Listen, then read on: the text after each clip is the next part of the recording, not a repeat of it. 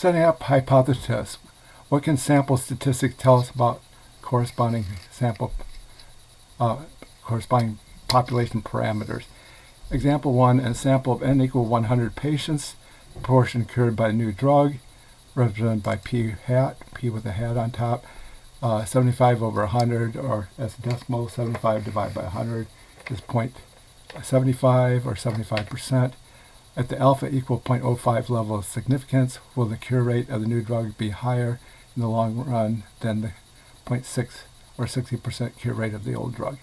So this diagram represents the relationship between the sample proportion and the population proportions.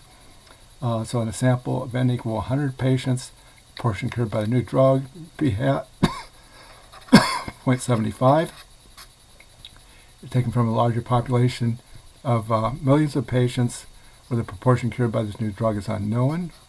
It's a question mark. And we want to compare it to the proportion cured by the old drug in the population of millions of patients, which is known to be 0.6. Okay, so we want to test with 95% confidence. We want to test H0, P equals 0.6, the new drug is not better, versus H1, P is greater than 0.6, the new drug is better. So this is what's called a right-tailed test. We only can conclude that the new drug is better than the old if it's greater than the cure rate of the old drug. H0 or H0 is called the null hypothesis. In most textbooks, H0 always has an equal sign. Some books will have, you'll see maybe a greater than or equal to or less than or equal to symbol in H0. But it always at least includes equals, and most books just have an equal sign. The population proportion represents the portion that would be cured by a new drug in the long run, and is usually unknown.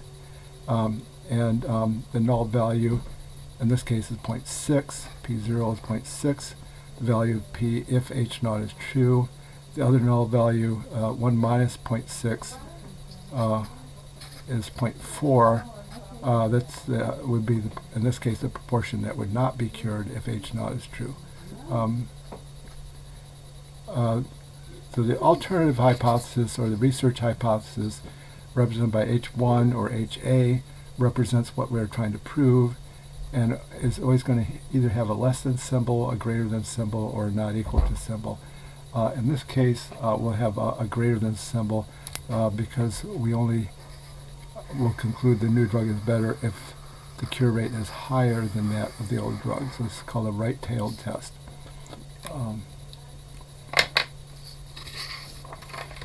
Sample size, n is 100.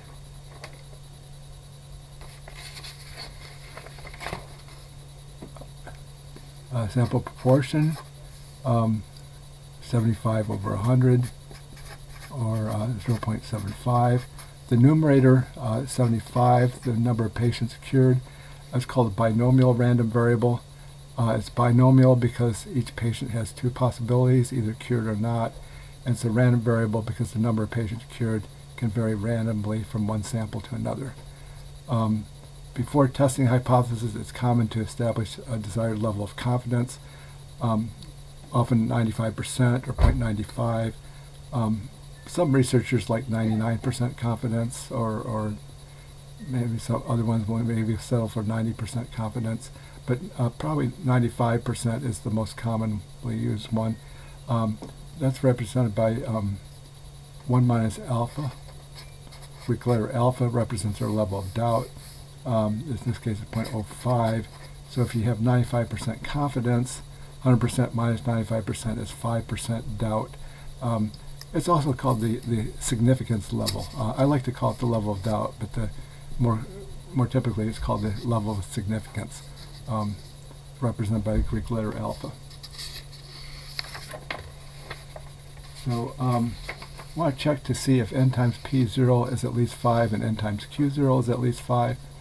So we have 100, and p0 is 0.6. 100 times 0.6 is 60. and that's bigger than 5. Okay, 100 times 0.4 is 40. That's also greater than or equal to 5. So we have 2 yeses there. So so n times p0 represents the proportion, the number that we would expect to be cured if h0 is true. N times q0 would be the number that we expect to be cured if not cured if h0 is true. So it's 60 or 40. They're both bigger than 5. So that means that we can use the z-table as a shortcut in computing the probabilities here. So the expected value, or the mean of p hat if h0 is true, is going to be the 0.6. It's the same as p0. The standard deviation of p hat, square root of p0 times q0 over n. So it's going to be 0.6 times 0.4 divided by 100, square root of 0.6 times 0.4 over 100. And that comes, you put that in the calculator, do square root, and then 0.6 times 0.4 divided by 100, and it comes out to be 0.0489897995 approximately.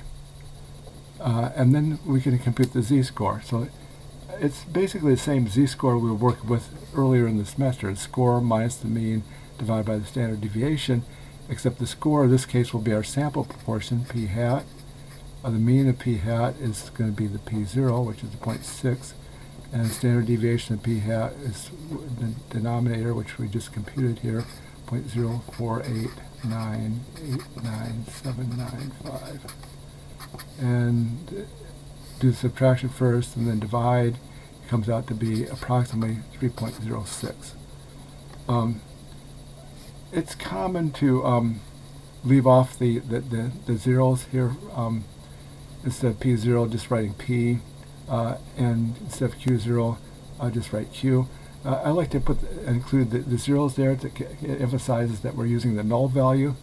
But as long as you understand that we're plugging in the null value here, you could leave off the zeros and just write p hat minus p, 0.75 minus 0.6, and then divide by the square root of p q over n. And in any case, it comes out to be our test statistic comes out to be 3.06. That's our z-score, or our test statistic. Okay, so so then we can look that up in the table. We have because we have a right-tailed test.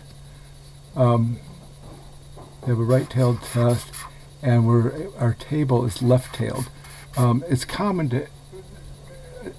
practice to use a left-tailed z-table.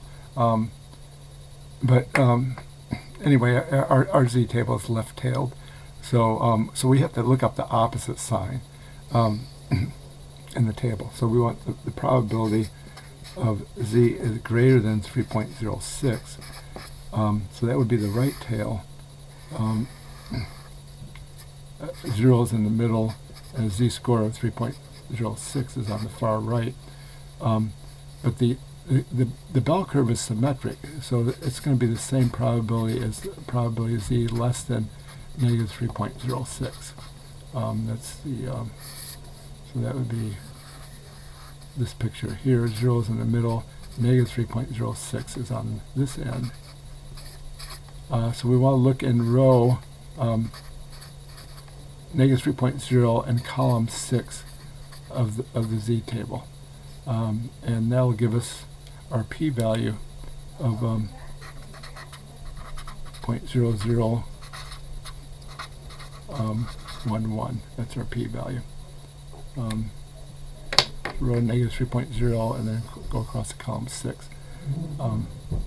And that's less than 0.05, so that means we reject H0 and conclude that the new drug is better than the old. And there's a shortcut that can be used. This is already a shortcut, but there's another shortcut here. It's called Triol's range rule of thumb, and that says that for a right-tailed test, any z-score more than 2 will provide enough evidence to reject H0 at the 0.05 level of significance. So 3.06 is more than 2. So even without going to the z-table, it tells us that there's enough evidence to reject H0 with 95% confidence. The shortcut is not as accurate as the getting the p-value method, but it avoids going to the table. A comment, we compared our p-value to alpha equal 0.05, but if we want to lower our chance of a type 1 error, which I'll say more about in a minute, we can compare the p-value to, let's say, alpha equal 0.01 at the point, or alpha equal 0.001 at the 0.001 level of significance. Our p-value would be more than alpha. So at that level, we would fail to reject H0. The sample would not provide enough evidence if that's the level of significance that we want to work with. Technically, we never accept H0 because it might be the larger sample would provide a stronger evidence against H0. So technically, we either reject H0 or we don't know. Some researchers simply report a p-value without specifying alpha. Generally, the lower the p-value, the stronger the conclusion. Our p-value is between 0.01 and 0.01, so that the adjective there is strong. It provides strong evidence. It might help to add trailing zeros in order to compare these. So if you add trailing zeros here, we have a 10 and a 100. So our p-value 0.0011 is between 0.0010 and 0.100. So 11 is between 10 and 100. So that provides strong evidence. Okay, so some terminology here.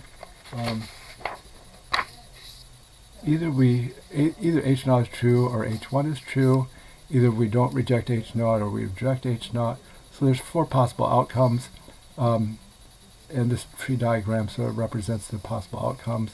If H0 is true, H0 could be true and we don't reject H0, or H0 could be true and we reject H0. If H0 is true and we reject H0, that's called a type 1 error. So it's possible in rejecting H0, it's possible we made a type 1 error here. If H1 is true and we don't reject H0, that's called a type 2 error. So whether you reject or not, either way, you always take a chance of making some type of error. If H1 is true and other possibility, H1 can be true and we reject H0. 1 minus alpha is our desired level of confidence. The Greek letter alpha is our desired level of significance. I like to call it the level of doubt. P-value would be the actual level of doubt. Beta is Greek letter beta, looks like a script B, capital B. It's a probability of a type 2 error. That's not usually computed, and it's not something that we're going to compute. In order to compute that, you may need to make some additional assumptions. 1 minus beta is called the power of the test. So in this particular example, we took a chance of making a type 1 error. So is it possible we made a type 1 error? Yes, because we rejected H0.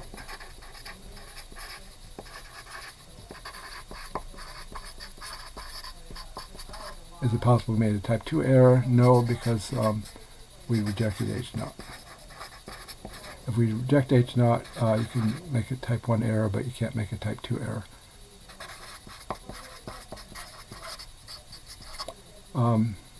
If we use alpha equal 0.001 instead of 0.05, we might have made a type 2 error. Okay. And the best way to lower the chance of either type of error would be to increase the sample size. The drawback there is that the larger samples tend to be more expensive. And that concludes this presentation.